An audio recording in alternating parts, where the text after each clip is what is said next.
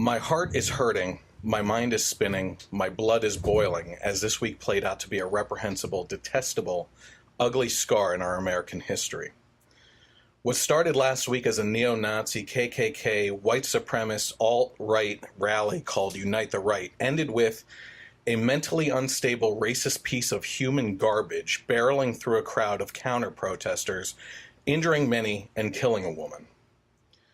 You would think that what played out between Charlottesville, Virginia, and parts of North Carolina was the end of the disgusting display of human interactions, but instead, we have seen the opinions of friends, family members, media, celebrities, and others play out across the news and social media, painting these fringe protesters on both sides as representations of each of the majorities of the two political parties dominant in our country right now. The right is made to look like we are all racist, or at least complacent with the ones who are, and who want a centralized big government that pushes a white agenda and denounces this mystical Jewish dominance that somehow magically rules over our lives and pins us down. The left is categorized by a bunch of masked vigilantes that are intolerant of any opinions but their own and resort to using fascism to fight fascism. I don't believe this is true of either side. I think what we witnessed over the weekend was a display on both sides of people desperate to prove their legitimacy as groups in this country and hoping they would be painted by the media as representatives of the Republicans and Democrats so they could feel like they have a crowd behind them. But that isn't true. I refuse to believe that this is true. I believe very strongly that the majority of Americans watched in horror at the state and gravity of the protest situation and all had similar thoughts running through their heads as I did in mine. What the hell is going on? How did we get to this from just having a difference in opinions? Why do we allow ourselves to be divided amongst each other while those doing the dividing are conquering through a weakened American spirit amongst American brothers and sisters that all share patriotic blood? I often hear calls for condemnation when the crap hits the fan. People around the world have asked why Muslims don't come out and unite with each other against their radical sects of Islam that commit terrorism, calls for stoning of gays and lesbians, and daughters who brought their families shame by being raped, those that slaughter anyone who don't follow their strict views of their political or religion. And yet, here we stand with the media saying that these white supremacists are representative of the Republican side, and we have people either defending their actions or trying to play a game of, yeah, but the other side. I come to you today as a constitutional conservative and libertarian to tell you that I stand against and condemn the actions of these violent, soulless monsters using bigotry to promote a self-serving agenda. I go before you to tell you that I may voice a different opinion than one that you may hold, but I'll be damned if I ever raise a fist to someone over a mere disagreement in political opinion or stance, especially if that person is a brother or sister in Christ or country. I will also give you some facts. These KKK, white supremacists, neo-Nazis, and alternative right people do not represent the right in the Republicans or conservatives. We conservatives greatly respect and hold dear the Constitution, a founding document that separates us from every other country out there and is a beacon to those who immigrated here. I believe it should apply to everyone that resides in this country, despite race, sex, gender, religion, or political affiliation. The alt-right despises the Constitution and believes that they are supreme as a white race and that the Constitution only holds them back and gives power to minorities. Conservatives and libertarians believe in a very small government with little power over the citizens besides basic duties. The alt-right believes in huge, centralized government that pushes a white agenda and an oppressive thumb over those who disagree. These are not the morals and values that I live by or promote, and clearly label as both anti-American and disgusting. We fought a world war specifically against these types of people, and America kicked their ass to send a message to the world that this will not be tolerated. The excuses being thrown out there now are that this was to protect a historic statue of General Lee from being torn down, and that they had a permit, unlike the Antifa movement, to, quote, peacefully protest. I find it fascinating that you can show up with homemade shields, weapons, helmets, and torches and claim to believe it was going to go down peacefully. Is protecting a statue of a guy who died a hell of a long time ago worth a life? A woman died because of this interaction. As a matter of fact, a whole helicopter of people died because of this protest, and you want to claim it was over a damn statue? And if you side with the Antifa movement, is it okay to, as an individual or group, decide that it's okay to destroy public and private property like these statues just because you don't like it? If the white supremacists were to tear down a statue of Martin Luther King, you would rightly say that it's destroying property and should be viewed as a crime. It should be left to the vote of the local community on what they want to do with it, not the opinions of people on both sides that traveled from all over the country to an area that they don't even care about. Yet this is only half the story that is told in the media. It should be extremely easy to side against neo-Nazis, alt-right, and KKK. That should go without being said. But instead, we're supposed to believe that if you are against them, you would obviously have to be with the Antifa protesters. Antifa stands for anti-fascist, but let's be clear on what fascism is. It's a form of radical authoritarian nationalism characterized by dictatorial power, forcibly suppression of opposition, and control of industry and commerce. Fascism rejects assertions that violence is automatically negative in nature and views political violence, war, and imperialism as means that can achieve national rejuvenation. Fascism was influenced by both the left and right, conservative and anti-conservative, national and supranational, rational and anti-rational, and was founded during World War I by Italian national syndicalists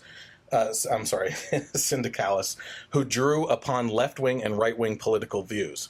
The emphasis on the use of political power means that most fascist parties have also created their own private militias, i.e. Antifa, portions of Black Lives Matter, the Evergreen State College campus vigilantes, and anyone showing up to events they disagree with that use riots, violence, and looting as a means to send a message, often destroying the livelihood of minority communities for which they claim to fight for.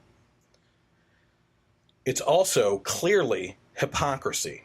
They claim to be fighting against fascism, using fascist methods, and feel that the ends justify the means. But where does that end? They are acting the same way as the hateful groups that they are counter-protesting, and the only difference is a matter of opinions that often line up in everything but terminology that defines skin color, religion, and sex. These people are not representative of liberals or Democrats. It is another example of self-serving scum that want an excuse to throw a fist into the face of someone they disagree with or deem the enemy. Eric Erickson said it best this week when he wrote in The Insurgent, "The white supremacist defines us by color and the left defines us by sexual orientation and gender. Both write our original sin and find evil and sin everywhere. All of this is to figure out who gets to be the grand says who in the absence of God. Politics, which had become a process by which we govern ourselves, becomes power. Whoever controls government gets to impose their morality. Government then becomes religion for both sides." This psychopath that plowed his car through counter-protesters and the aftermath of that event should be major news. But why is it that similar news that played out the other way is overlooked and disregarded? I find it extremely easy to stand against these hateful groups that feel they represent my political ideology. Where were my liberal counterparts when James T. Hodgkinson felt scared enough by the political rhetoric on the left that he felt it was his duty to go to a GOP congressman baseball practice and try to assassinate 10% of the sitting GOP members of Congress? Where were my liberal friends that posted all these Trump supporter attacks that turned out to be falsified by the victims and then refused to follow up the story with honesty that it didn't happen? Where is the condemnation of this Antifa movement that refuses to allow a differing opinion on college campuses and resort to burning up the streets and assuming control of the stages to stop speeches? I, for one, am sick of the violence on both sides because it is not a means to an end when you are dealing with fellow citizens. It's okay to disagree with each other and still be civil. It is not okay to shut them down, hunt them down, or put them down because you disagree. The Unite the Right rally should be viewed as a victory for unity. Unity for the rest of us despite our many differences against all of these hateful groups. President Trump condemned violence in its entirety of this situation, and it wasn't good enough for the left because he did not specifically say the names of the groups. Isn't condemning any violence a good thing no matter who is perpetrating it? He obviously could have said things better, but what else is new? Oh, you know what? President Obama sure as hell could have thought things through before he said the police were acting stupidly, and other comments around the time that led to the hunting down and assassination of police officers around the country. It's obvious that words hold weight, especially when said by leaders of the free world. But if we could all step back from our anger and disgust for individuals to recognize attempts at cooling off a situation, we would be better off. I don't think that President Obama hates white people, and I don't think that Trump is a racist. These are intellectually lazy arguments of people that live to hate opposing political representation, and it's dishonest at best. I'm tired, and I don't believe that I'm alone. I fight in the arena of thought on a daily basis to defend my constitutional and Christian values. I don't need to add to that list a defense of the actions of people who don't even stand for what I stand for, yet are categorized with me. We feel like a crowd of herded cattle trying to escape an arena in panic, shoving and pushing each other toward the exits, unable to turn back, push to the sides, or even stop to catch our breath. And the exits we are being pushed toward look like an open door to civil war or a dimly lit side exit for peace. One of my favorite quotes is, "Those who sit on picket fences end up getting impaled." So instead of allowing the hands of fascists on either side to push us forward as a nation, join us in trying to push towards that side exit that seems futile to reach. I guarantee you, it'll be worth it. This is the Generation Y Conservative Podcast.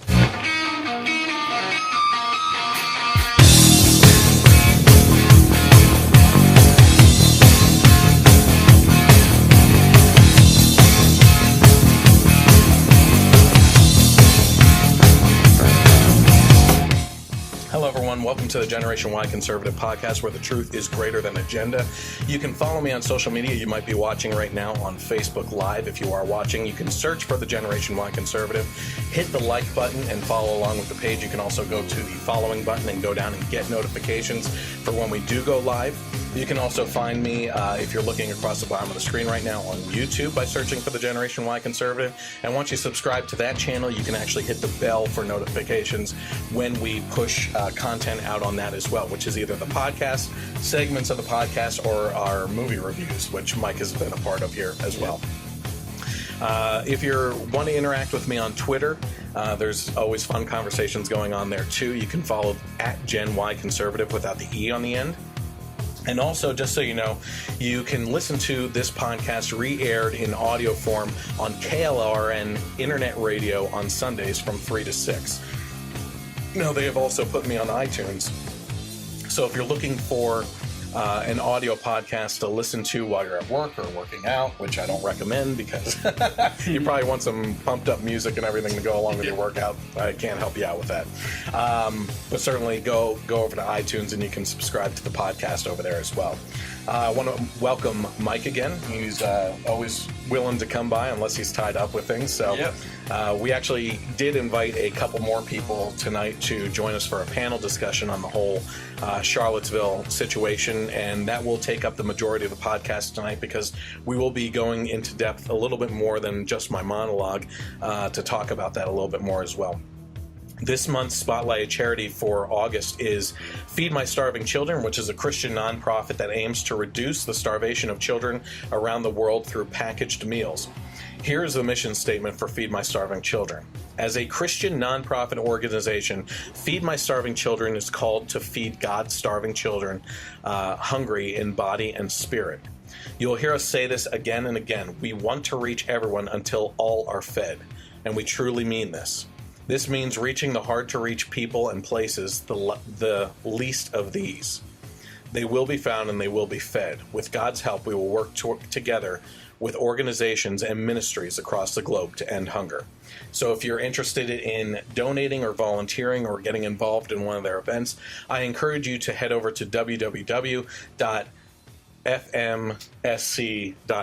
It's feedmystarvingchildren.org. And I forgot to write that down, so I was playing out in my head there. So I appreciate everyone sticking around through my monologue on the Charlottesville situation. That is just the latest example of what these people are doing all over the country.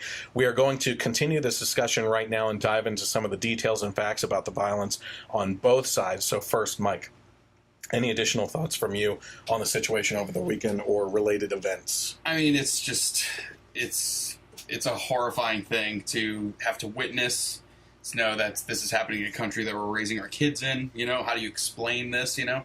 But one thing that you brought up that I think is important to realize, too, that it's so easy, especially when you listen to the media and to just, you know, people ranting on Facebook or whatever, where you're getting the two extreme sides of the spectrum representing everyone, when that's not the case at all. Nope. You know, I mean, they literally are the extreme right, probably like a little sliver of a percent all the way on one end, and then the same thing on the left that's just, you know, making everyone look bad, and you know, it plays out on TV like this is how all liberals are, this is how all conservatives are, you know? And it's just, it's awful. But, you know, you can't, I think people have the general reaction to do the, you know, well, the other side's doing this, but I mean, you just can't in this case. I mean, we fought a world war against Nazism and white supremacists and people that thought that they were, you know, the perfect master race and things like that, and how awful, you know, what that led to. There's no, you know, it doesn't matter what the other side is doing, you know. But it's history that keeps on coming back to bite us in the ass, I think.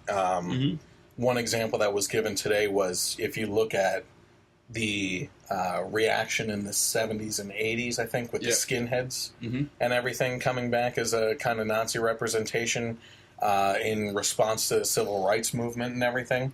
And it's just like we keep on repeating this stuff. You know? I feel like there will always be, you know, these groups of people that will always feel that way, like no matter what. And it's just, you know, we're gonna see some video, and I'm a lot of my liberal friends were sharing the Vice video. Did you watch that? Oh, I heard about it, but I didn't watch it. Yeah, it's worth watching, and it's a one-sided argument against the Nazi portion of the crowd and everything, and I wouldn't discourage anyone from watching it because it's human pieces of crap. Yeah. And we have some clips from that tonight that we'll be watching to piece things together for an argument against both sides, essentially. So it's like we're watching American History X, like I know, a real life story. It's really disgusting. So, but then there also is the, you know, from the left perspective or the anti-protester perspective, people do still have the right to say whatever they want, so they can't be met with violence. But you're also bringing up that these guys are showing up with shields and torches. Like, it seems like they're coming ready for a fight. Yeah. So, you know, more than ready. They're looking for it. Like my wife said, she could understand if you had a carrying a gun on you, if it was covered up and everything, because you're afraid that something's going to happen. But when you show up with shields and helmets and torches, that's more than like concealing something and hoping things go with well. Your team's banner plastered all over the front of it. Or it's like a crazy fascist flag wrapped around your arm, you know, and everything. So it's just disgusting. So let's first dive into the insanity within the ranks of these racist KKK, white supremacists, neo-Nazis, and alt-right people. One video being shared online at least shines a light on these evil groups, while unfortunately ignoring the other evil side is a news story put together by Vice that I just mentioned, where a reporter bravely tagged along with these fringe extremists. Is this the African-American Latina reporter that went into a camp? No. I saw that. That was in Charlottesville? Else. I don't know if it was, I don't know exactly where it was, but she went to like it was a KKK like compound and was asking them, and they were sitting with her, talking with her. She didn't seem like she was in any physical like danger, but they were just laying out like, we're better than you, we don't want you thing, and it was disgusting, you know. So let's take a look at just a quick video of what these people you know, this is basically how the Vice News story starts off and what they're all about. Jews will not replace us! Jews will not replace us! Jews will not replace us! Blood and soil! Blood and soil! Blood and soil! Blood and soil! Blood and soil! Okay, so, I mean, Jews will not replace us, and blood and soil, which I believe is the Nazi quote. reference. Yeah. So in this video, you get introduced to the groups who are chanting those things, and you know, what took me by surprise is that later on in the video, right after this, as a matter of fact, it's those people confronting at the statue the Antifa movement. Antifa movement is surrounding the statue and screaming Black Lives Matter, and they're screaming White Lives Matter, and they're going back and forth. And I thought, okay, so their main argument down in Charlottesville is going to be against minorities, right? Mm-hmm. And instead, like you'll see throughout some of these clips, like they are still like public enemy number one to them is the Jewish people, which I find fascinating that they feel like they're being oppressed by Jewish people. I'm like, where? Yeah. Where is this happening? You know? So in this next video, what you're going to do is you're going to get introduced to a guy named Christopher Cantwell, who's one of the main organizers of the Unite the Right rally. And before we get even deeper into this, I want to apologize for the live stream, that there is a lot of heavy cursing involved in these videos. And I can't exactly help that out because it'll be edited, I'm sure, in the YouTube video. I will put beeps in there for you. So this is Cantwell. So when did you get into, as you said, the racial stuff? When Trayvon Martin case happened, you know, Michael Brown and Tamir Rice and all these different things happen. Every single case, it's some little black behaving like a savage, and he gets himself in trouble. Shockingly enough, whatever problems I might have with my fellow white people, they generally are not inclined to such behavior, and you know you got to kind of take that into consideration when you're thinking about how to organize your society. In Oklahoma City. Okay, so exactly, you have to go back to Oklahoma City to talk about a white act of terrorism, Elliot Rodger, right? Dylan Roof. Okay, so now you've managed to name 3 people, and I'm pretty sure Elliot Rodger wasn't explicitly white, by the way. But the thing is, you remember the names of white bombers and mass shooters, okay? Yeah. Can you tell me the name of all 19 hijackers on 9/11 off the top of your head? You can remember Dylan Roof's name. You can remember Tim McVeigh's name. White people were capable of violence. I didn't say capable. Of course we're capable. I'm carrying a pistol. I go to the gym all the time. I'm trying to make myself more capable of violence. I'm here to spread ideas, talk, in the hopes that somebody more capable will come along and do that. Somebody like Donald Trump, who does not give his daughter to a Jew. So Donald Trump, but like more racist. A lot more racist than Donald Trump. I don't think that you could feel about race the way I do and watch that Kushner bastard walk around with that beautiful girl, okay?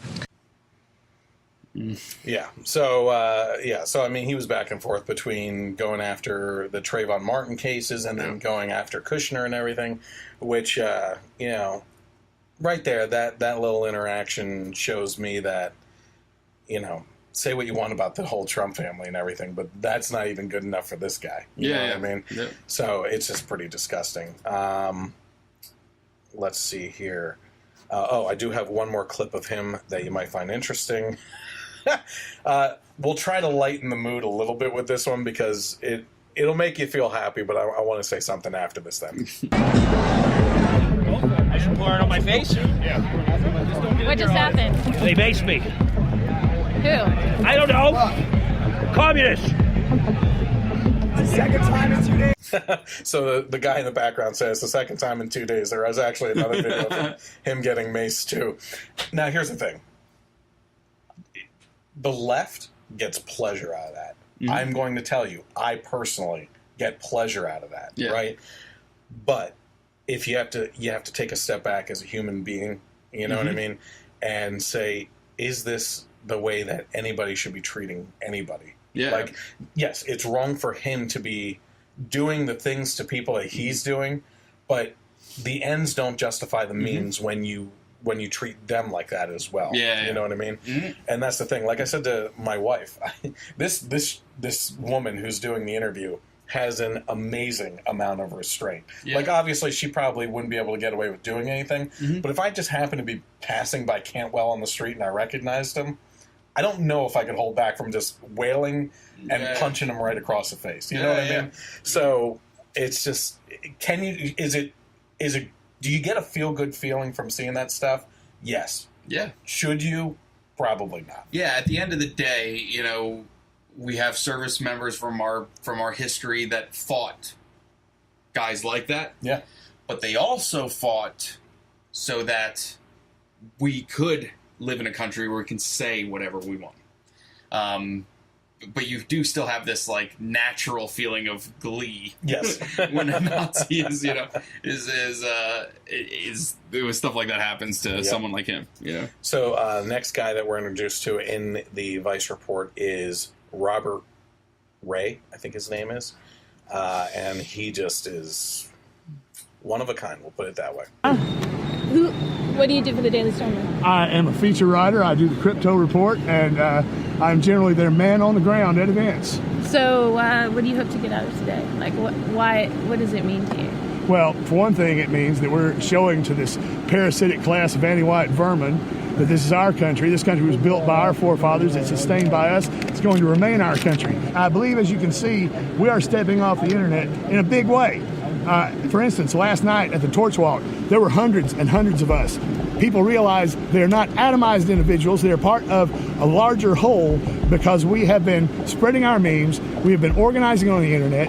And so now they're coming out. And now, as you can see today, we greatly outnumbered the anti-white, anti-American filth. And at some point, we will have enough power that we will clear them from the streets forever. That which is degenerate in white countries will be removed.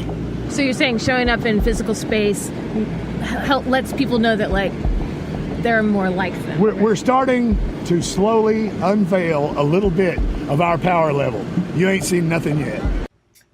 That's what I'm afraid of, unfortunately. Mm-hmm. And I look at the situation right now, and I think I don't see anything good coming. I don't see the leaders of our day, like Martin Luther King. They're not around. Yeah. You know what I mean? To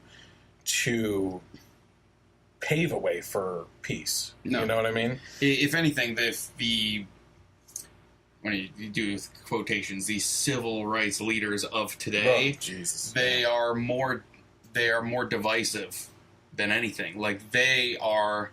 I mean, if you want to look at what's watering the seed of white supremacists and KKK, it's the Al Sharptons and the Jesse Jacksons of the world. You know what I mean? Well, and the best way it was put on radio, I heard the other day, was that this is not they're not part of a civil rights movement. They're part of a civil rights industry. Yeah. Oh, for sure. Yeah. For sure.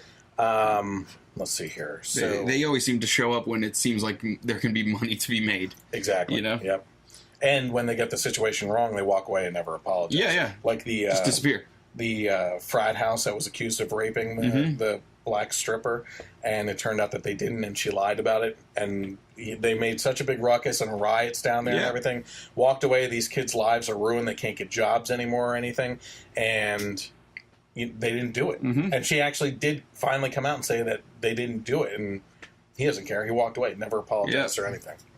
Okay, so of course the biggest piece of scum actually showed up at the rally as well. This is David Duke. Federal court order that was determined.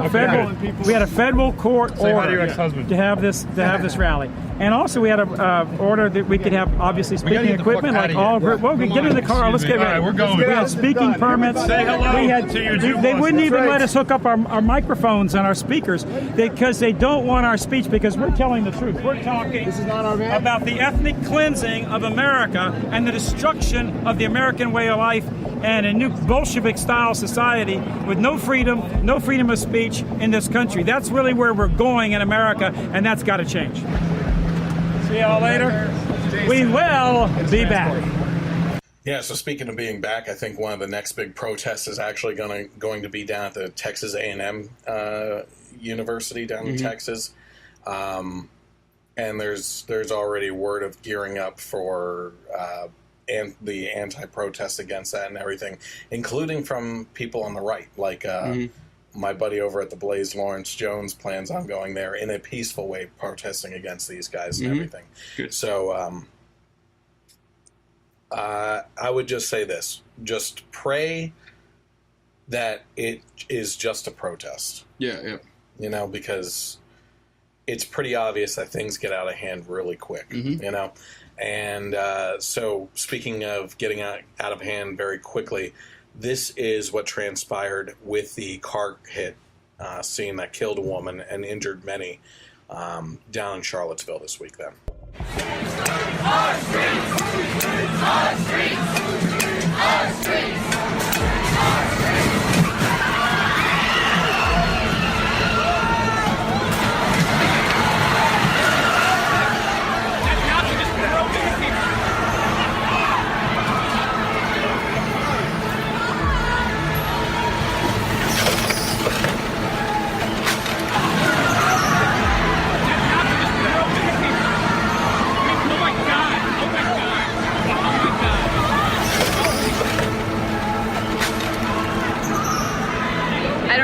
People are hurt, but there are people on the ground being treated by the medics.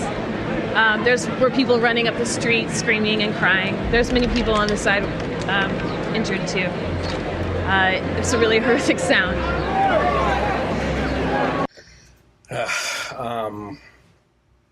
Go ahead. You actually had a story for me about that exact scene, right? When you got here, you told me about something. Wasn't that you? About the reporter on one of the journalists that was there? No, that wasn't me. It wasn't you? Nope. Oh, maybe it was my wife. She was saying that the person that actually caught that on video that was right there. Oh, it was her. Yeah, she follows a photojournalist thing because that's what she used to do. She used to be in the news, and she said that the guy who caught that on video was getting out of the scene, and that was his last day on the job, and he was the one that caught that on video. So let's see here. Okay, so we go back to Cantwell, who responds to this situation with the car hit scene, and it's just amazing.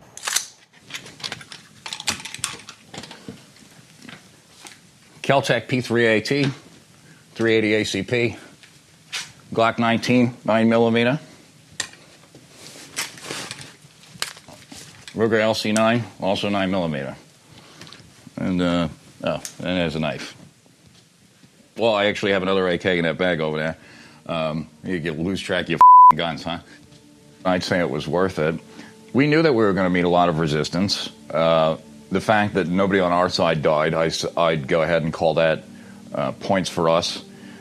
The fact that none of our people killed anybody unjustly, I think, is a plus for us.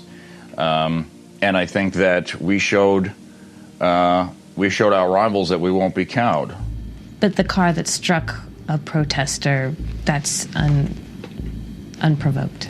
That's not true, and you know that it's not true. You've seen the video. So. I've seen a video. I don't know much about it. I understand. Can you describe what the video appears to show? Okay. So the video appears to show someone striking that vehicle when these animals attacked him again, and he saw no way to get away from them except to hit the gas. And sadly, because our rivals are a bunch of stupid animals who don't pay attention, they couldn't just get out of the way of his car, and some people got hurt, and that's unfortunate. So you think it was justified? I think it was more than justified.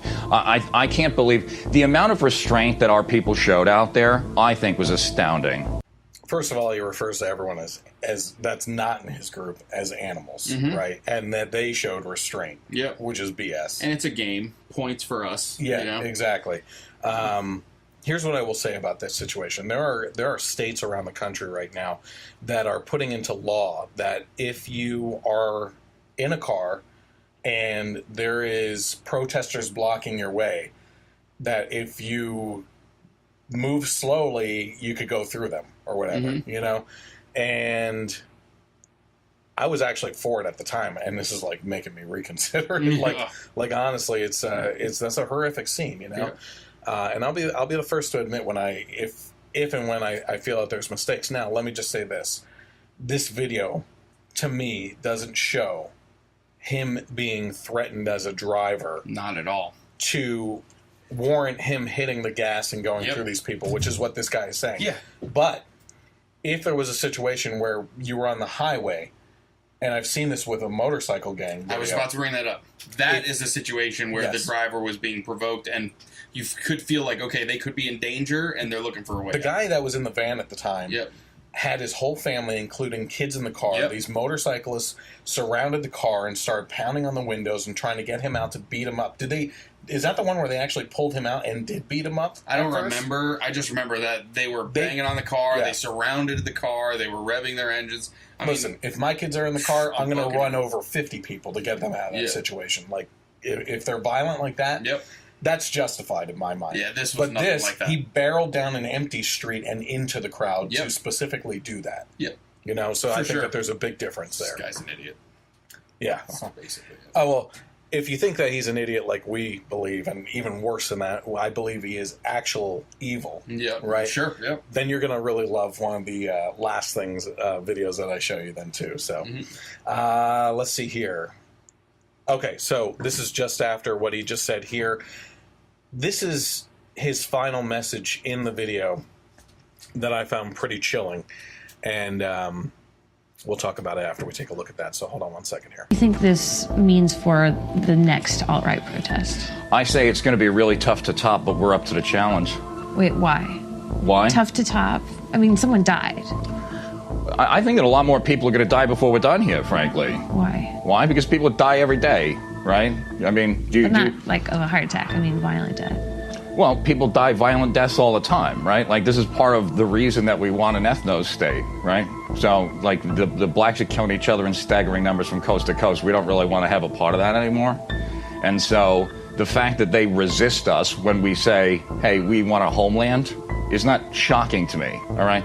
These people want violence, and the right is just meeting market demand. Here's what I would say about that.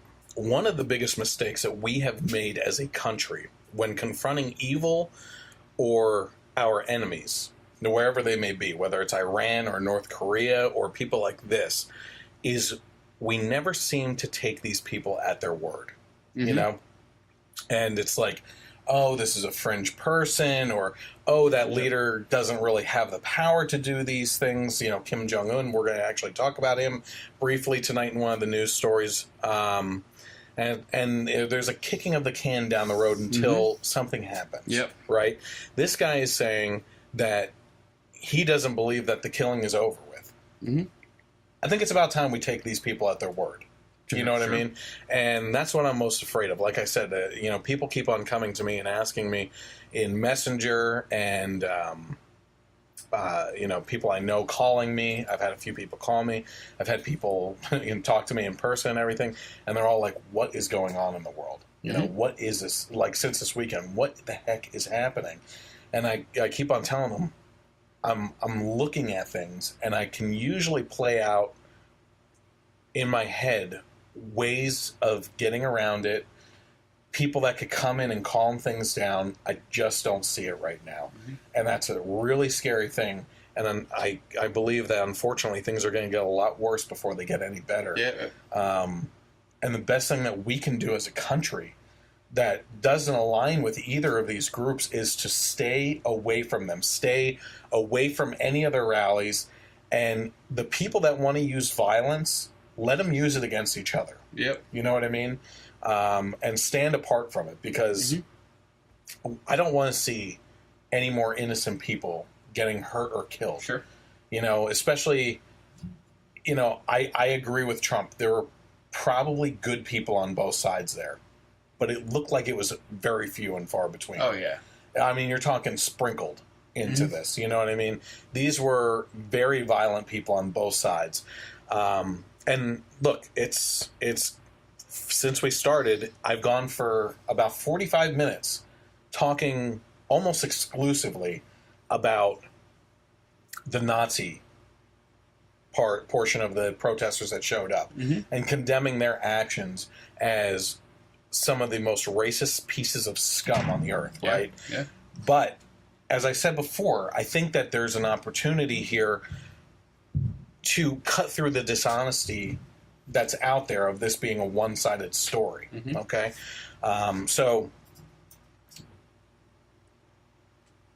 one of the things I say is that now that the racism of the neo-Nazis, KKK, and the rest of these hate groups has obviously been around for a very long time. This isn't anything new. This didn't just start this weekend. But the media would have you believe that the Antifa movement was spurred to action out of defense and that they are never violent, that the Antifa movement just showed up this weekend and is a new thing and started up. Well, even Mark Ruffalo, who plays the Hulk, lies to you about this being a one-sided issue. And this is what he said, I believe it was on Monday. So give me 1 second here. There is no equivalence. There's no many sides. There's two sides of this. People who fight Nazis and Nazis. So he was saying that he was on a bus with a bunch of other celebrities up in New York City protesting outside of the Trump Tower where Trump was this week and everything. He was with Olivia Wilde. He was with Michael Moore. And unfortunately, Marissa Tomei, the hot Spider-Man aunt. But it's a lie. And the media is lying to you, and people like this celebrity are lying to you that this is only a one-sided issue. So let's move even further back than the events of this weekend in Charlottesville and take a look at other Antifa violence this year. So let's take a look at these 3 Antifa violent attacks back in April of this year. Too much hate is now projected against them. And then on the 19th, another protest scheduled. So that was an RT reporter that was just reporting on the situation, and a guy comes up and just smacks her across the face for reporting on the situation, right? And I remember a video going around of a guy punching an Antifa woman, in a situation that made the rounds on the internet. Didn't see that one until I started looking up Antifa violence. You know what I mean? Let's see this one. So this guy was actually in the crowd and taking video and just asked a simple question. Actually, I cut it very short because I didn't want to take up too much time with the video clips. This guy was walking along for a very long time, not causing a commotion at all. You can actually look up the video, and this is when he's walking through the Antifa protests on the street, and he just happens to turn to the one guy and does this and asks a question. Hey, what's your name? What's your name? What's your name?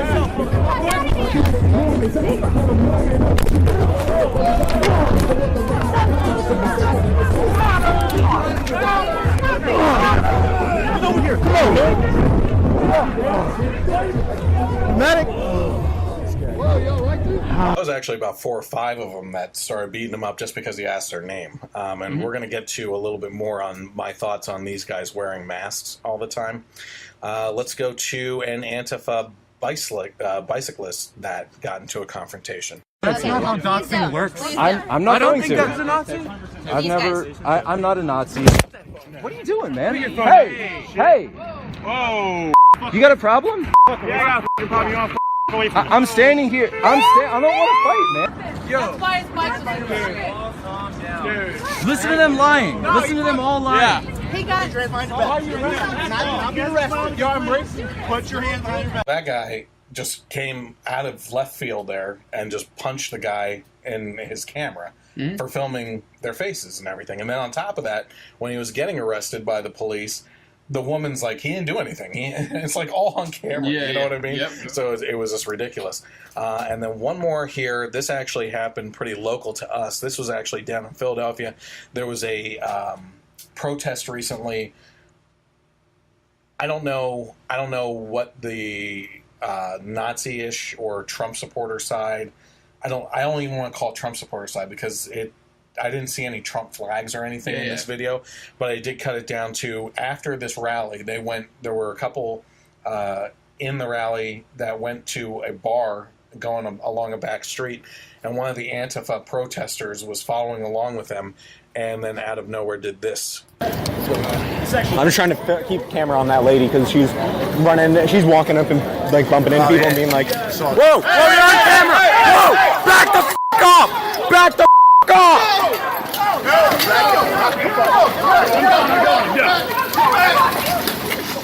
One thing that you can't see from that, there is another video that actually shows the Antifa protesters.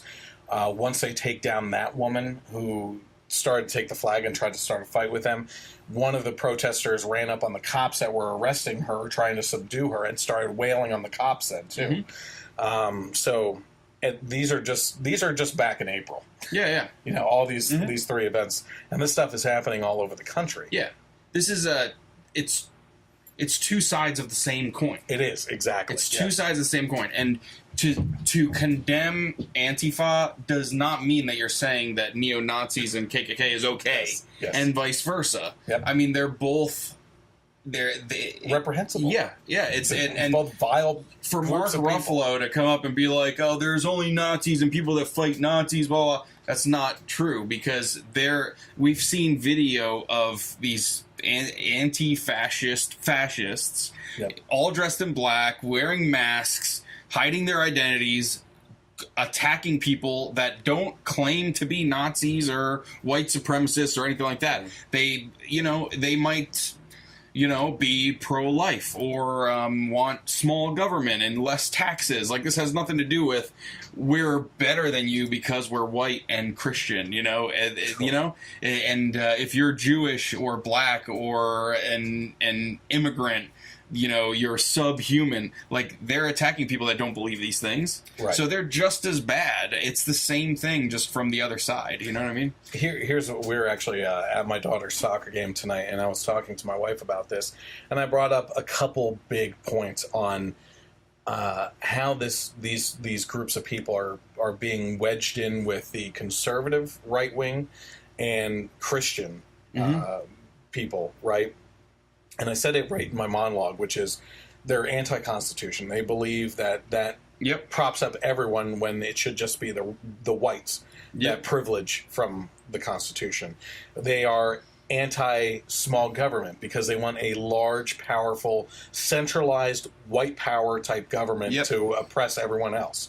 They are not Christians because if they're talking about the Jewish people this way, when Christians view the Jewish people as the chosen people of God, that's not very Christian at all. Jesus was a Jew. Yes, exactly. You know what I mean? And then there was another one. I forgot it while I was... the fact that we fought against the Nazis. Like, I'm sorry, the left is proud of it too, I'm sure. But who touts the, fighting against Hitler and the Nazis military more than... pride. Exactly, more than veterans and conservatives and everything else. To lump these are animals. Yeah. He's labeling other people as animals. These are animals. Yep. To lump them in with us is being sorely mistaken and trying. It's an agenda. That's all there is. And then it takes people on the left that are maybe younger, impressionable, and aren't as educated, and they're starting to think now that all conservatives and Christians are basically. But let's be fair. The videos that we just watched, I don't know many Democrats or liberals of mine, friends, that would go up and punch people like that either. Again, it's the fringes on both extreme sides, that are being shown on TV, and then everyone thinks that that's everyone. So let's talk about these statues that are being torn down all over the country right now. Yeah. So what's being done? Well, right now since this weekend, I can't tell you how many statues have come down, both by protesters themselves, the Antifa movement, and local governments just taking them down in anticipation of these happening on government property. There was one place down south where they removed, I think, 12 monuments overnight in the dark, so that no one could see them coming down and start something while they did it overnight. But you're seeing people hooking up trucks to these monuments and tearing them down and everything. So what's the correct process, right? So is it that you that you don't like these things so you can tear them down yourself as a group or as an individual? Yeah. Or is it that we go through a process, right? A civil process of saying in that town that it's in, hey, listen, some people find this detestable as a historic symbol here, as a monument. Should we take it down? And if we take it down, what should be done with it? I think most people, I think 60% of people statistically want these monuments to stay up, right? And it's not that they have pride in these monuments, but it's historic in nature. And I think that a good compromise is taking them and putting them in museums with plaques talking about what happened. And you could even say on those plaques the atrocities that were committed, you know? Yeah, I mean, the Civil War it's like one of the most awful, bloody wars in history of humanity, you know? Yeah. I remember hearing stories of you couldn't walk across a battlefield by stepping on the grass. You can just walk across, like, just on top of bodies. Yeah. And, you know, I always kind of think of, like, okay, if you took, like, modern-day Germany, like, would they still have a statue of Hitler up as a historical thing, and is that right? And I would think not, you know? So I kind of understand. And we talked about this, too, a while back, about the Confederate flag rug. Remember that story? And which we still both gets a lot of views. Yeah, and we both kind of agreed. And I always thought, like, I could never, like, proudly wave a flag that fought against the Stars and Stripes, you know? Having monuments commemorating, I guess it all comes down to what is the nature of the statue? What is it there for? Yes. Is it commemorating, you know, Confederates that wanted to break away from our country and lost, or is it something historical? Like I read an article saying that the folks that kind of take care of Gettysburg said that all Confederate statues as well as the Union statues were all staying up. And there I understand, because you're in Gettysburg, it's there for history, it's there to see what happened, who fought who, things like that. So you know, but I mean, if you have like a Robert E. Lee statue in the middle of just the town park where kids are playing for no reason, you know, and there was no battlefield there, that's kind of weird to me. But you know, you also can't just take into account how you feel, and that's why what you're saying is what makes most sense in a civil society. Yeah, you vote on it, and then the vote wins, and the people that are on the losing side have to deal with that because they're choosing to live in a free country that has a civil, you know, society. The more I learn about like things like the Confederate flag, right? The more I detest it. You know what I mean? I mean, a lot of people claim that it's about states' rights and everything, and I learned today that it was, you know, when they propose splitting off from the Union and everything, they wouldn't allow states to join them in the Confederacy.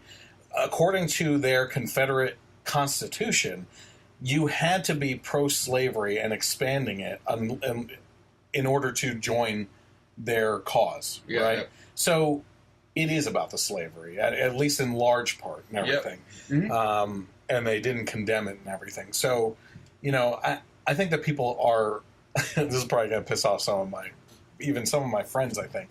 But I think you're very confused if you're flying a Confederate flag and an American flag. Yeah, that's what I said last time. I mean, you see these pickup trucks with like a big Confederate flag and a big United States flag just side by side. It's like this is a war between these. Like, what the hell is like going through your mind? You know? Yeah, I don't think they doesn't make sense. You know? I think they need a little bit of a history lesson. Yeah. So the question is, and I kind of mentioned this in the monologue too, does the left view the tearing down of these statues as a crime? If it was an MLK statue, would it be a crime? Because I believe that both would be detestable. Yeah. Right? I mean, in this case here, you are destroying public or private property. You know? Despite your feelings being involved, is it a crime? Yes, it's a crime. You know? Yeah. So, do the ends justify the means? Because your feelings are hurt, do you get to tear it down? Yeah. No. You know? A friend of mine was posting some pretty funny pictures, like, throughout the past couple of days, like a statue of Martin Luther King, and said, this man was anti-gay marriage. Should we tear his statue down? I saw one of Bill Clinton. This man raped women. Should we tear his statue down? Yeah. It's pretty bad. George Washington, this man was a slave owner. Should we tear his? Unfortunately, we're discussing that. Some of the articles coming out actually as of this morning is that they are considering tearing down George Washington statues as well as renaming Washington things like schools and boulevards and stuff like that. It's unbelievable. I mean, there's a lot of history there that people don't. I mean, it's just crazy. Yeah. But I'll just put it that way. I mean, one of his closest confidants on who he looked to for wisdom was a friend of his that was black in the war. Yeah. And at the time, I don't know the slavery status of that individual, but he had a high respect for that guy. I forget his name, unfortunately. So the president was blasted for asking, what's next? Statues of Jefferson and Washington? Well, an article that I posted that was actually written 2 years ago shows these types of people exhuming the body of Confederate Lieutenant General Nathan Bedford Forrest. The campaigners claim it has taken officials in Memphis, Tennessee, too long to exhume Nathan Bedford Forrest. So how far out of hand can this stuff get, and where is it going? The answer is pretty damn far, and things only get worse before they are going to get better, I'm afraid. So these guys, the guy's dead. Like, what more do you want? If he had a statue over his grave of himself in, like, this Confederate memorial or something, maybe. But you're digging up a dead guy because it offends you. And this, again, happened 2 years ago. This isn't wrapped up in everything that's going on right now. But it's ridiculous. So this is exactly what I was saying before. These crimes are being committed out of a nonsensical urge to have a feel-good emotion. It's kind of like the mace in the face of the Nazi guy. Yeah. Right? If that is the case, is it suddenly lawful to break the law if you don't like something or if it hurts your feelings? And where does that stop on both sides? Because both sides are highly offended by things from the other side in this protester situation in Charlottesville. So if they're both offended greatly, does that mean that they can wail on each other and kill each other? Do their feelings and emotions and feelings getting hurt supersede our law and constitution or natural rights given by God to live, right? It's ridiculous. But the left suffers from an inability to see 2 feet beyond their nose, or 2 days, 2 months, 2 years into the future. Let me explain. They have bloated the government so much that they are now in a tizzy because the control was passed over to the other side. And he is leading a bloated government, Doesn't this spotlight the conservative and libertarian message for smaller government so your opposing opinion doesn't ever have so much power and control? I don't want to see a bloated government with someone with an opposing opinion. And once it gets to that point, look what happens. The political pendulum swings the other way. And then you give the power over to the other side because they're bound to piss off enough people that the pendulum swings. Yeah. Right? I mean, how many people that voted twice for Obama voted for Trump? Especially in a lot of swing states. There's a lot of people.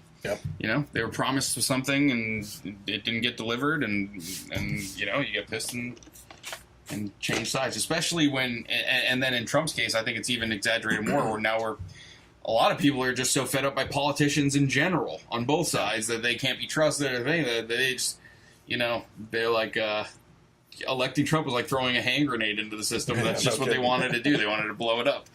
So yeah. So am I crazy on this? Is it just my opinion that the Antifa movement is a violent one as well? No, it absolutely is. I mean, our friends across the pond would also say and agree with me, because yesterday the Daily Mail wrote an article entitled "The Rise of the Antifa, Combative Leftists and Self-Described Anarchists Who Are Ready and Willing to Use Violence as a Reaction Against Neo-Nazis and the Alt-Right."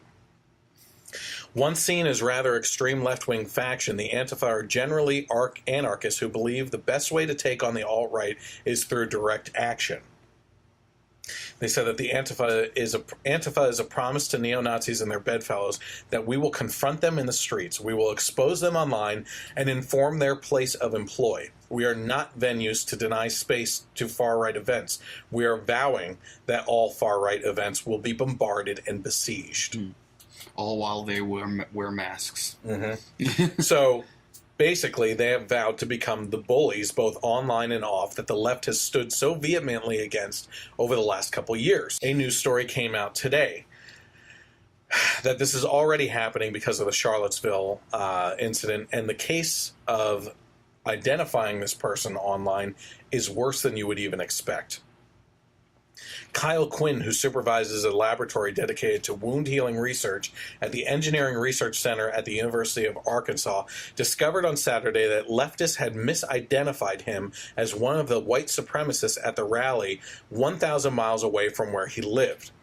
One man rallying with the white supremacists had been photographed wearing an Arkansas Engineering shirt. The leftists found a photograph of Quinn that bore a facial resemblance to the rally-goer and then went to work. Quinn was targeted with vulgar messages on Twitter and Instagram, according to the New York Times. The messages accused him of being a racist, said he should be fired, and worse, posted his home address. Some tweets read, "Don't let your kids near him," and "Dude doesn't need to be teaching anywhere," along with his picture. Quinn issued tweets saying that he wasn't the man in the picture, that he was never in Virginia that weekend, and that he championed diversity at the University of Arkansas. Quinn and his wife actually had to stay with a colleague over the weekend and said, "You have celebrities and hundreds of people doing no research online, not fact-checking facts. I've dedicated my life to helping all people, trying to improve healthcare, and train the next generation of scientists, and this is potentially throwing a wrench into that." So they misidentify this guy and trying to ruin his life, and he wasn't even there. Yeah, you know, because these people are bullying people. You know, and look, the right does it. They've been using Twitter to troll people. The left does it. Yep. I have done podcasts in the past where I lived before, where I said the one leftist guy, Gatesburg Fire, I think it was called, where the wildfire would just rip through Gatesburg, and he said, these hillbillies deserve it, and rednecks and everything. And he went off on him, and the right went after him on Twitter and trolled him and his place of employ, and he ended up getting fired. And I said, I disagree with what you're doing here, okay? The guy, kind of like these a-holes, Nazis, has a right to his opinion, or at least a right to say his opinion, right? Yeah. It's stupid. But you know what? At the same time, we can identify these people as a-holes then. Yeah. If they really want to do that, you know? But this bullying and using of social media to go after people and their families and their employers and everything to try and ruin their lives is disgusting on both sides, and both sides are guilty of it. Yeah, it's a really terrible thing to take away someone's ability to make a living. Yeah. You know? So I'm sorry, that was kind of a cutaway. We go back to the Daily Mail article. They said violence erupted at a rally for Trump and freedom in the suburb of Vancouver after activists threw smoke bombs. Other headline-grabbing confrontations include when protesters shoved controversial conservative political scientist Charles Murray when he spoke at Middlebury College in Vermont in March, and the huge and violent clash between Antifa and the alt-right after they prevented former Breitbart.com editor Milo Yiannopoulos from speaking at UC Berkeley. I should have included that video. Because that was literally fires on the streets, cars on fire, things flipped over, and people with weapons, people with weapons actively barring off locations. Yeah. Yeah, here we go. This is where we get to their chance to talk about this. Members of Antifa generally prefer to keep out of the limelight, wearing helmets, face masks, and body armor at demonstrations, which not only keep their identities anonymous, but presents an intimidating front for their enemy. But I'd call this more cowardice than anything else, because they know we live in a digital age and are afraid that they would be getting caught breaking the law on camera and will have consequences with police and their employers, kind of like what they're trying to do to everyone else. Mm-hmm. That's even if they have a job. Yeah. Or open to online bullying like the kind that they promote against their opposition, like in this case, the Arkansas guy. Anything else to say about that? I mean, these guys are wearing face masks, and it's ridiculous. It's pretty obvious to me. That's exactly why, too, because they know that, it's very easy that a picture will be snapped of them doing something stupid, and they can be held responsible. I almost kind of think that there should be some kind of law or rule that, there are rules in regards to peaceful protesting and, kind of guidelines that people have to follow when they do these things. And I think that, if you're going to go out there to stand up for what you believe in, you should not be able to cover your face. If you really stand up for it, and wear it as a badge of honor, and especially where in situations that can get violent, the police shouldn't have to deal with, like, okay, who did what? Oh, we can't identify that person. Let's say somebody does something really awful, and then you can't identify them, and they just get away with it, It's like... I think more so, and I did say it in there, it's that okay, this is the best comparison. The Nazis showed up with shields, helmets, and torches. Yep. They were looking for a fight. Mm-hmm. These people end up showing up wearing masks. They're intending to break the law. Yeah, yeah. Okay, whether it's smashing windows, causing a riot, or getting into a fight like you're saying. A shield, at least, is a defensive thing. You're right. They're going there to start trouble. Yes. And they don't want to be identified doing it. Yep. They said that the main criticism of Antifa, aside from the violence, is that by forcing venues to cancel right-wing speakers and nationalist demonstrations, they are denying First Amendment rights and acting like the very authoritarian dictators they stand against, which is what I said in the beginning. These people are fighting fascism with fascism, and observers believe it will stop at that or when the other side gives up, and it's not going to happen. Mm-hmm. If either of these two groups feel like they've won or taken a foothold in any doorway, they're going to kick down that door. Yeah.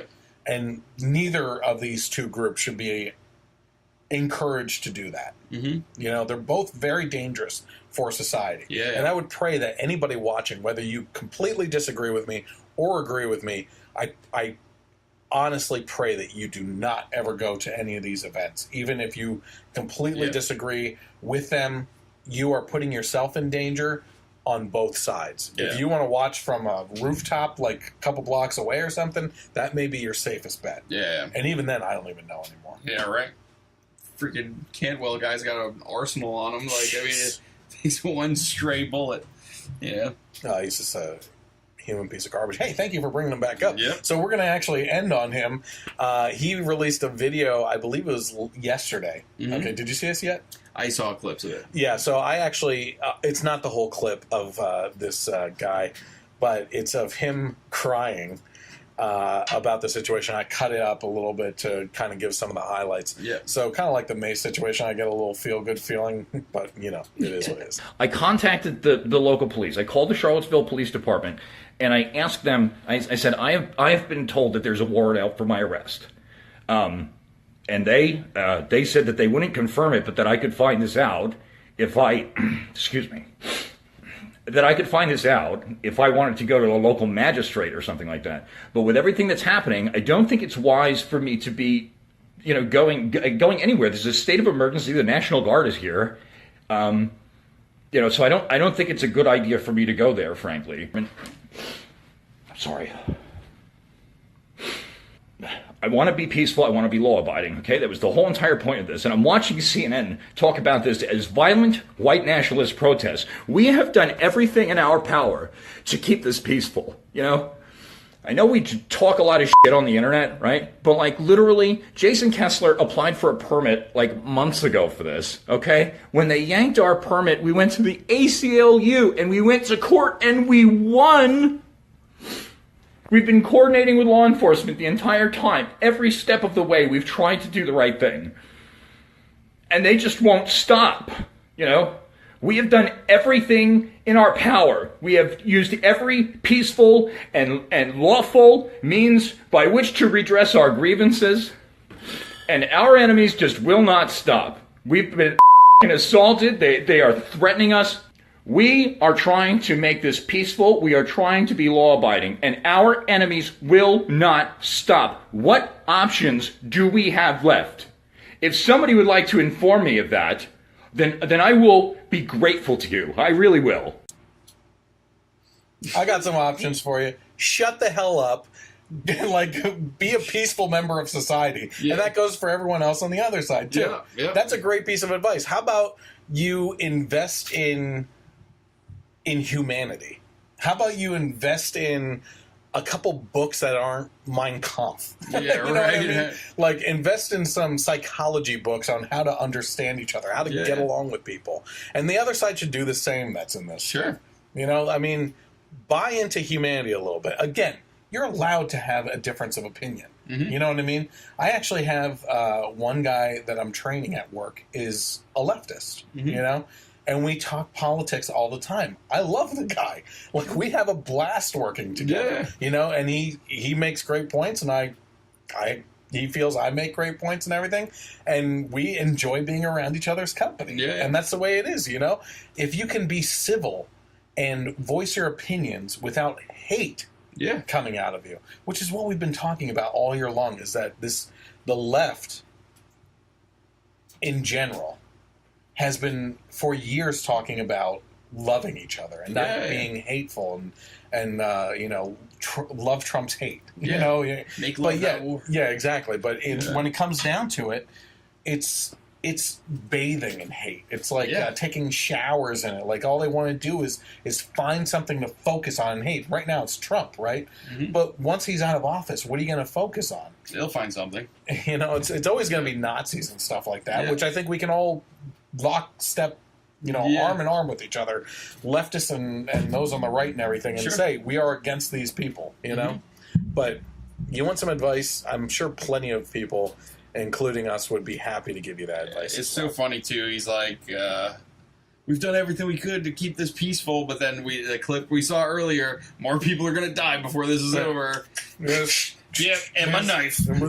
Yeah, like, done everything we could to keep this peaceful. I mean, it's almost like he hasn't... It's like he has amnesia or something. Yeah. You know, every day he wakes up with like a new life or something that he can't remember the weekend right before. I think he knows. Oh, no, he knows and he remembers. He's just lying. You know, now that he's in some hot water, he's trying to appeal to some other people's reason, which is crazy.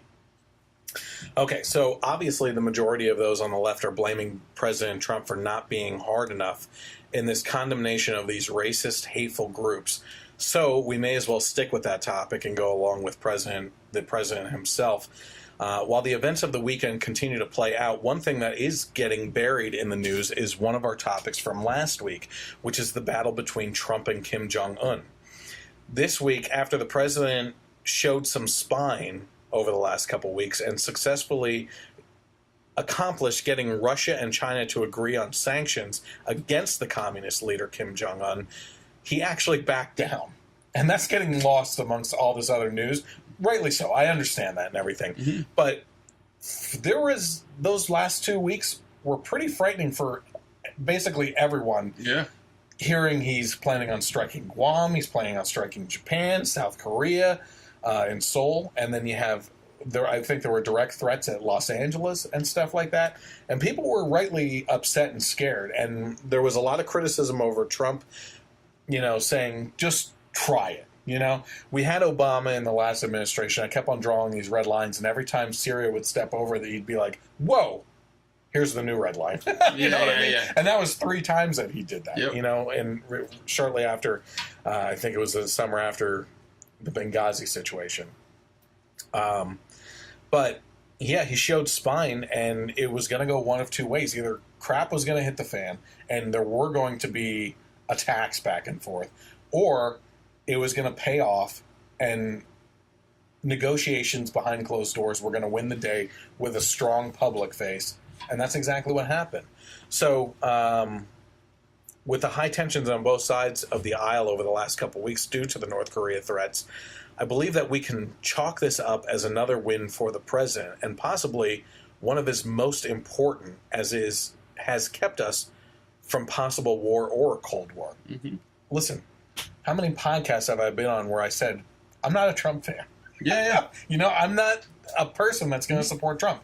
But there were a couple times, not many, that I supported President Obama and what he did. Mm-hmm. And I'm going to praise a president when he does something right. Yeah. And in this case, he deserves to be praised. And we should be happy about that. I mean, whether you voted for a particular president or you like a particular president, when they do something that's good for the country, we should be happy, you know, about that, and something that should be celebrated. You know, and a lot of the I mean, this is bad timing, like you said, you know, where other news story is rightfully, you know, it's not like he's doing good things and we're still just talking Russia, and it's just because that's all they want to talk about. But you know, I was talking to my brother briefly about even the Charlottesville thing, and he was kind of saying, like, listen, white supremacists, they've been around. Like, this isn't something new, you know? You know, if these statues were such a bad thing, Obama was there for 8 years. He never talked about taking down statues. Like, why is this the thing now? You know, it's because Trump's there, you know, and they are basically just looking for reasons. My brother was like, this is fake news. This is just fake news. He's like, you know what I care about? The stock market's doing ridiculous right now. Mm. My 401k looks awesome right now. If all these things were happening during Obama's presidency, that would be all over the news. Yep. How great the stock market's doing, how great everyone's 401ks are, how great the market is, you know, and no one's talking about it. Oh, well, I can tell you, working in commodities with Ben, who was on last week's podcast, we worked sitting right across from each other during the Obama administration, and the numbers coming up on CNBC, which I still think is the most unbiased news source, but in this case, they kept on pushing all these economic numbers, and a lot of them were bad all the times, but the ones that got the headlines were the one economic indicator that was good, you know, and then there's like 12 economic indicators on how the economy's going, and most of them were always negative, you know what I mean? But they're like, hey, look at this, housing prices are going up, you know, or something. So it was always ridiculous watching that. Here's what I'm going to say. You know, tonight's a night for me, at least, to recognize the fault of both sides, because I think this really demonstrates this to a T, and that is, let's take a step back and look at the right. The right put Obama under the microscope the whole time over the 8 years, right? And no matter what he did, there was always cause to criticize him, you know, because you couldn't back up and look at the bigger picture. And, you know, I have a, God bless her, a liberal woman who follows me on my Facebook page that gets involved every now and then, and I really do appreciate her. And she discusses with me when she disagrees with what I'm saying, right? But then she also praises me for when I do say things that make sense. And she said, I said something about, in regards to Obama the other week, there was an article that came out on him, and she said, well, what's the real news here?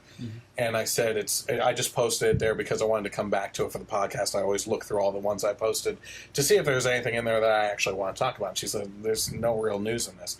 I said, well, listen, it's not that I always want to criticize Obama or people like him. When it comes to Obama, I could definitely see myself having a beer with the guy, and I recognize that he looks like he's a really great dad and husband, right? I just disagree with his policies. And she said, I can get down with that. You know what I mean? And that's all it is. It's just a disagreement on policy issues and stuff like that. But the point being, we spent 8 years putting that guy under a microscope and not backing up and recognizing anything good in the situation or anything surrounding him that may have been good. And you would think that would be cause for the left to recognize that and say, well, we're not going to do what they did, you know, to Trump. It's the same thing because we keep on playing this game of, well, if that side did it, then we can do it too. Yeah. And it's the way it always plays out. Mm-hmm. Because let's face it, the way we treated Obama is because of the way they treated President Bush. Yeah. And the way that they're treating Trump is the way that they're treating Obama. We treated Obama. And it's this back and forth petty BS that we do to each other instead of backing up and trying to be humans and interacting with each other. Yeah. Yeah, I was just thinking about that. Like, I even think about, liberal friends, everything. Like you can agree, you can disagree with W on all kinds of stuff, but he looks like he'd be awesome to hang out with. Yeah, absolutely. Like anytime he's on TV, I'm always laughing. And people have said that he's a really nice guy to hang out with and everything. So I get it. Could you imagine getting drunk, even more drunk with him? Oh man. Okay, so let's see here. So, staying with the Trumps there, we can also move to a little news story about the president's daughter, Ivanka Trump, who apparently isn't very well liked by the left either, as her clothing line is being given by wearers to local Goodwill-type stores in protest. It had to be bought first, so you're not really sending a clear message No, here. not at all. Now it's going to be bought again. Congratulations. Yeah. It won't go directly to her, but it will be out there. you know? Yeah. Oh, now you can get Ivanka Trump clothing and accessories at an even cheaper price? Well, now you just gave it even more to the masses. Yeah. You know? And this actually comes down to the fact that I find it fascinating because her and Jared Kushner are liberal. Yeah. Like, she's the one pushing for the climate change stuff and all these other things. And that was one of the biggest problems I had with him bringing her into the administration. But Trump is on there. It's a brand, and she's branded, and you got to hate her. You got to hate her, you know? So a Goodwill employee in San Francisco revealed that he has seen customers bringing in more Ivanka Trump-branded items following the election. He added that many of the pieces still had sales tags attached. Although a spokesperson for Goodwill said it was not clear that this is a nationwide trend, people have been taking to Twitter to share their donation stories. Well, they must be page turners. Yeah. The fashion resale site ThredUp found that its users listed 223% more items from the Ivanka Trump brand in 2016 compared to the same period the year before. The trend is also continuing, with users listing 111% more Ivanka Trump-branded pieces in the first 5 months of 2017. I'm actually wearing my Ivanka Trump shoes. There you go. I know what you were thinking. I got it at my Goodwill. I know what you were thinking. Yeah. They do match my underwear, too. Right. They accentuate your calves. Exactly. Yeah. And as, if anything, like last week we talked about maybe we should start wearing high heels. There you go. But who cares anymore? We're not going to assume anything. Yeah, don't assume. Anything else on that at all? On either of the Trumps before we move on? It's just that it's a dumb protest. It really is. It's really bad. Let's buy it. And then give it away and have people buy it again. Like, now at cheaper prices, so it's out there even more. Yeah. Definitely. Okay, so here's another interesting story, and another follow-up to a story from last week in one of our protests. In our podcast, protests in 8 locations around the country at Google locations to voice opposition to the company firing a senior software engineer who exposed the diversity-touting company's actual lack of diversity in both its training programs catering specifically against white men and their lack of intellectual diversity have been postponed. Organizers say that there were multiple threats of violence by, take a wild guess, alt-left groups, should they choose to move forward with them. So, gotta love that diversity. Yep. So, you know about the whole Google manifesto, a little bit, yeah. That all kind of came on during a time when I was real busy. Yeah. Here I am sweating out in the bunker here. Yeah. Trying to get through podcasts. And I'm watching pictures of you like at all music fests and everything else. Yeah, thanks a lot. Yeah. So the Google manifesto thing was actually a huge deal. It's amazing to me. Now I'm thinking about it. That's a huge story. Mm-hmm. I'm sorry, but it is. They are the gatekeepers to the internet. Mm-hmm. You know, like who the heck is going to say, well, I disagree with Google so much I'm going to stop using them. No one's going to stop using them. And even if there's Android users out there for phones, you have Gmail and everything else. You have YouTube is owned by Google. You can't stop using them, you know? And let me bring this up. I meant to bring this up in the podcast last week, but when my buddy Matt was on, who wanted to be here tonight and couldn't make it for the discussion, he was on, and I had a conversation about the hypocrisy of hateful rhetoric out there, and I put it into a specific clip where I said that I find it fascinating that that the left talks about using love to combat terrorists, but then can't even do that at home with Trump, who they disagree with, and use the word hate, you know? And I'm in that message trying to push out, let's use more love and not hate, right? That is the purpose of this 5-minute video. Google demonetized that video because they said it was hate speech. And I appealed it, and I lost. They won't let me make money on that little segment that speaks against hate speech because they feel it is hate speech. It's... so there's a whole lot with Google going on in regards to YouTube and demonetization. Yeah, but even I've seen a huge backlash like all over the internet where it's not even political stuff. It's it seems like anything and everything now is being demonetized. Yeah, you know, and it's the even stuff that is still monetized. The payouts are a lot smaller, and a lot more people are going to Patreon and things like that and other ways to make a living. Like it's crazy what they're doing, you know. Tell me about it. But in this case, a video against hate speech, calling out for love. They're calling it hate speech, and all that. You know, it's hard, you know, and it's ridiculous. So what I was going to say is I find it fascinating that was a huge story, held a lot of relevance, and spotlighted actual diversity issues at one of the 4 big companies, being Google, Apple, Amazon, and Microsoft, you know, that they have this issue where, like, if you're a white male, you're effed, you know what I mean? And that you don't get to enter into these, I don't know if you heard this, but Google has training programs for minorities to further advance their knowledge in the tech field in Google, to further themselves for promotions and stuff. But you cannot, as a white male employee, sit in on those programs, which are free. You're not allowed to, is what this guy is saying. It's crazy. I mean, like, talk about discrimination and stuff. Yeah. Like, you know, at least be discreet about it. At least let them in and then hire the ones that you want to. Yeah. Or, like, promote those ones, you know? I mean, it's, like, ridiculous. But, I mean, they're actually just outwardly saying that. And in this case now, because this guy, from what I understand, they did a poll. Over 50% of the company agrees with him, right? That there are problems. And a lot of people feel threatened to voice their opinion and everything and sit in silence. And he said there comes a time when you got to take a backbone and do something about it, you know? And he wasn't even that bad. He wasn't that mean. They kept on saying that he was sexist. And he gave ways that Google can hire more women. You know? Yeah. I mean, you didn't read the manifesto? No, I didn't. You should read it. It's a 10-page thing, and it's actually not that bad to read through. Yeah. It's great, and it kind of bulleted out into points being made and everything. But here you have the alt-left groups. Well, I'm sure Antifa is part of this too. Sure. You know? So that's the Google manifesto. Anything else on that? I guess the Google days of letting Owen Wilson and Vince Vaughn just kind of go in and do whatever they want. I would love to get in touch with Vince Vaughn. You're by the way, he's my soul animal. Is that spirit animal. He's pretty great.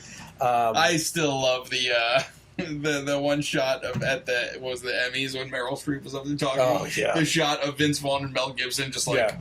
Are you kidding me? Like, what the hell? It was like James Franco. Shut up. It was like James Franco in that portion video. You posted like the one clip, but you didn't show any clips of him making like crazy faces at the I know. Yeah, so it was throughout the whole thing. I mean, I tried to keep it short. But the whole video, he barely said a word. Because what do you say to that kind of craziness? Really? Yeah. I mean, they just let her go on because what are you going to say? Just let her hang herself. Oh my gosh. You have some kind of moral, relevancy if you have a future.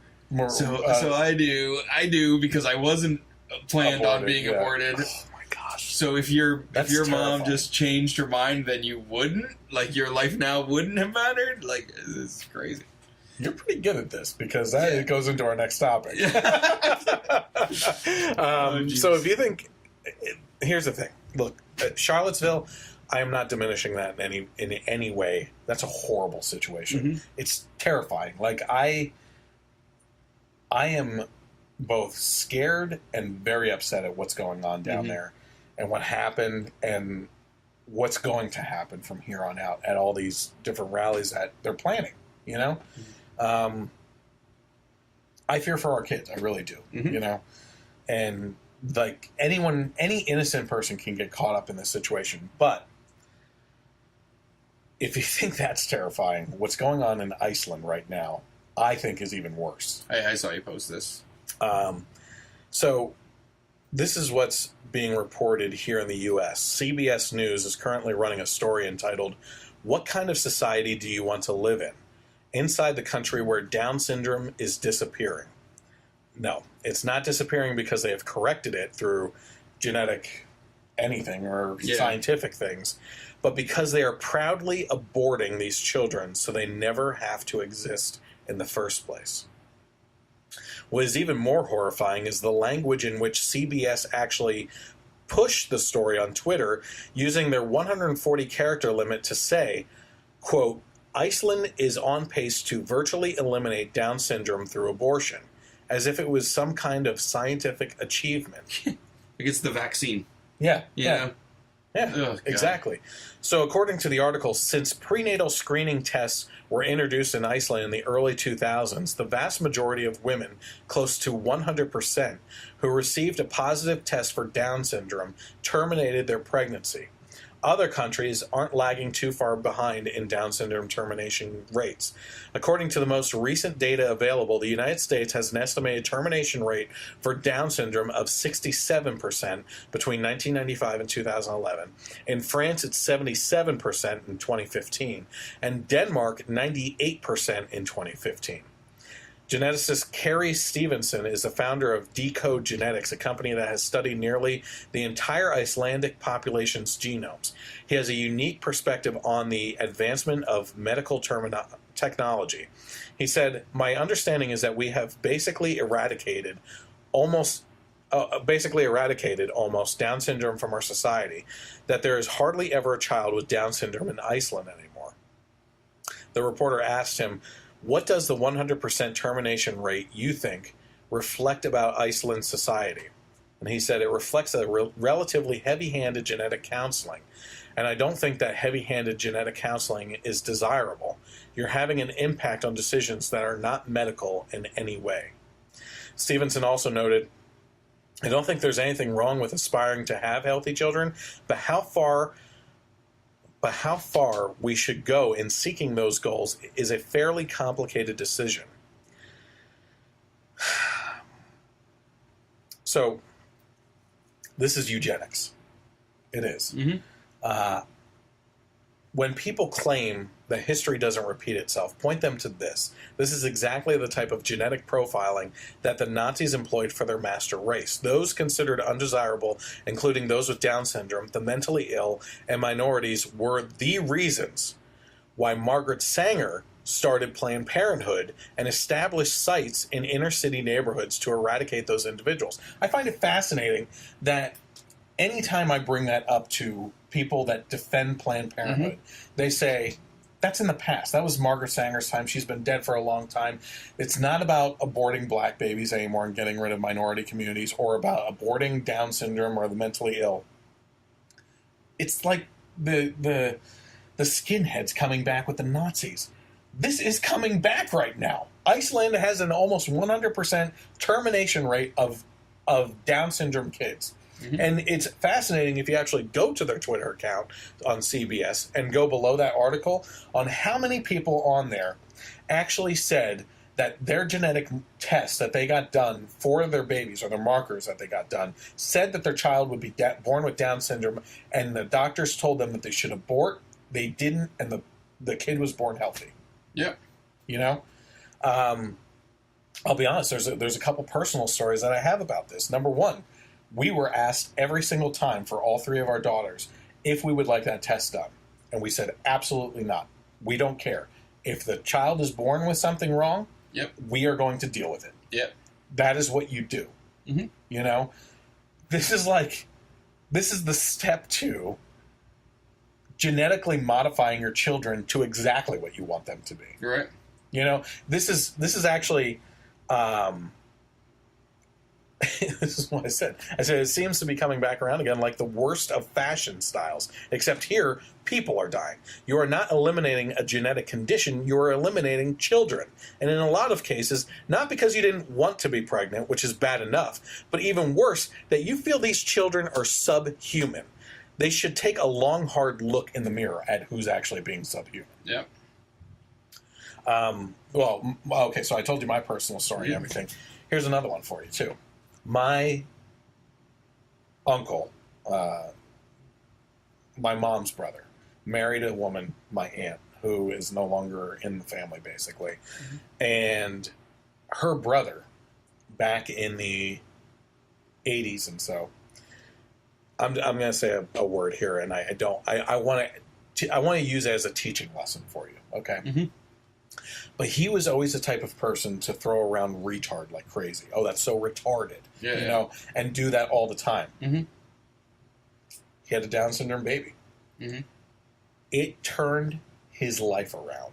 Yep. From what I understand. Okay, and Mm-hmm. I don't have any contact with him anymore. But the last I heard of him, he was wrapped around her finger.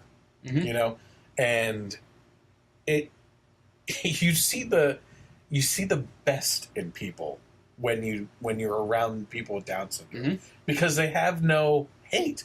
There's no hate in them. Yep. And it's amazing, you know. Yep. We have an individual that goes to our church, and he comes across the room at me every single time with this big smile, and he's 20 feet away from me, ready with his hand out, going for mine. And it's like, you know, when you read a story like this, that's who's going through your mind, you know? Yep. And it's crazy that I saw that you post this story a day or two after Tracy shared a story on Facebook, and I'll send you the video because maybe it might be something you want to put in. But it was a guy in his car. It was a dad of a Down syndrome child, and I guess he was at a store, and there was another dad and his kid there, and the kid was asking like, "Oh, what's wrong with him?" And I guess the father, he even said the other father probably didn't know what to say or and wasn't trying to be mean or anything like that, but he just said, "Oh, he's sick," you know. And the dad left, but he pulled over, recorded video because he felt like he let his child down by not at least educating them. And then he kind of like... Oh, the father of the kid that asked the question? No. The father of the kid with Down syndrome, they left. He didn't say anything to that father and his child. Mm-hmm. But he said, I feel like I let my son down because I didn't, tell him he's not sick. This is who he is. And he said, he went on to talk about how, like, the truth is that they're great teachers, they're great people, they're very strong and everything. And he's kind of cutting in clips and everything like that, too, of him and his son. And then, like, 2 days later, I see your post, and I'm just like, it's,